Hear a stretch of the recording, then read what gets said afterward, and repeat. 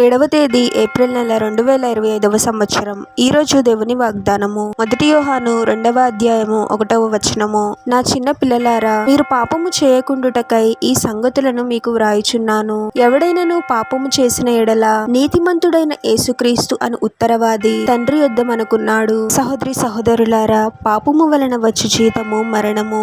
ఆ పాపము నుండి మనల్ని రక్షించడానికే మన ప్రభువైన యేసు మానవ రూపంలో జన్మించి ఎన్నో శ్రమలను అనుభవించి మన స్థానంలో సిలువ వేయబడ్డాడు. ఎవరైతే వారి పాపముల నిమిత్తము పశ్చాత్తాపపడి ప్రభువుని రక్షకునిగా అంగీకరిస్తారో వారి పాపములు క్షమింపబడతాయి. వారు నిత్య నరకాగ్ని నుండి తప్పించబడిన వారే ప్రభు ద్వారా పరలోకానికి చేరుకుంటారు. పాపం చేయవద్దు అని పరిశుద్ధ గ్రంథమైన బైబిల్ స్పష్టంగా బోధిస్తుంది. వారి పాపముల నిమిత్తము పశ్చాత్తాపపడి ప్రభువుని రక్షకునిగా అంగీకరించిన తరువాత కొంతమంది అపవాది చేత శోధింపబడి పాపములను చేస్తూ ఉంటారు. నిజానికి ప్రభువుని రక్షకునిగా అంగీకరించిన తరువాత మనం ఎటువంటి పాపానికి చోటివ్వకూడదు. అది మనకే శాపంగా మారుతుంది. కానీ ఒకవేళ అపవాది చేత శోధింపబడి ఎవరైనా పాపము చేస్తే వారు ప్రభు సన్నిధిలో హృదయపూర్వకముగా పశ్చాత్తాపపడి మారు మనస్సు పొందాలి. మరలా అటువంటి పాపము చేయను అని తీర్మానం చేయాలి. ప్రభువు మానవ రూపంలో ఉన్నప్పుడు మనలాగే శోధింపబడ్డాడు. కాబట్టి మనకు ఎటువంటి శోధనలు కలుగుతాయో ప్రభువు అర్థం చేసుకుంటాడు.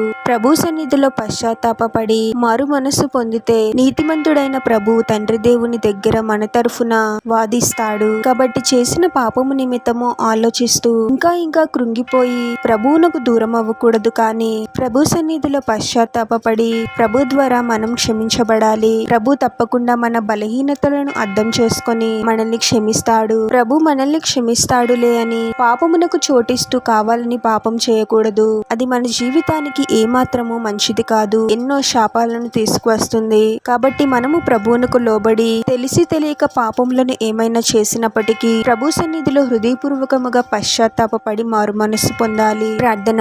పరిశుద్ధుడు ఒక ప్రభువా, మీ పరిశుద్ధమైన పాదాలకు వేలాది వందనాలు, స్తుతులు, స్తోత్రాలు చెల్లించుకుంటున్నాము తండ్రి. ఒక నూతన దినంలోనికి మమ్మల్ని క్షేమంగా ప్రవేశింపచేసిన దేవా, మీకే స్తోత్రం ప్రభువా. మా పాపముల నిమిత్తము మేము పొందాల్సిన శిక్షను మా స్థానంలో సిలువ వేయబడి మీరు పొందారు ప్రభువా. మీరు మా కోసం చేసిన త్యాగాన్ని గ్రహించగలిగే జ్ఞానాన్ని మాకు దయచేయండి తండ్రి. మీకు వ్యతిరేకంగా మేము చేసిన ప్రతి తప్పుని పాపాన్ని క్షమించండి ప్రభువా. మిమ్మల్ని మేము హృదయపూర్వకముగా మా రక్షకునిగా అంగీకరించాలి తండ్రి. మేము చేసిన ఎన్నో పాపములను క్షమించి మాకు ఎన్నో అవకాశాలను ఇస్తూ ఉన్నారు తండ్రి. ఎంతో కరుణగల దేవుడవు తండ్రి. మీరు మాపై చూపిస్తున్న ప్రేమను కరుణను అలుసుగా తీసుకొని పాపానికి బానిసయ్య వారముగా కాకుండా అన్ని రకముల పాపములకు దూరంగా ఉండి మీకు లోబడి పరిశుద్ధమైన జీవితాన్ని జీవించే వారముగా మమ్మల్ని దీవించమని ఈ ప్రార్థనలో ఏకీభవిస్తున్న ప్రతి ఒక్కరిని పేరు పేరున దీవించి ఆశీర్వదించి అభిషేకించమని, వారు చేసే ప్రతి పనిలో మీరే వారికి తోడుగా ఉండి వారిని అన్ని కీడుల నుండి అపాయాల నుండి మీరే వారిని రక్షించమని ఈ మా మనవులన్నీ యేసుక్రీస్తు వారి పరిశుద్ధ నామంలో అడిగి వేడుకొనుచున్నాము తండ్రి. ఆమేన్.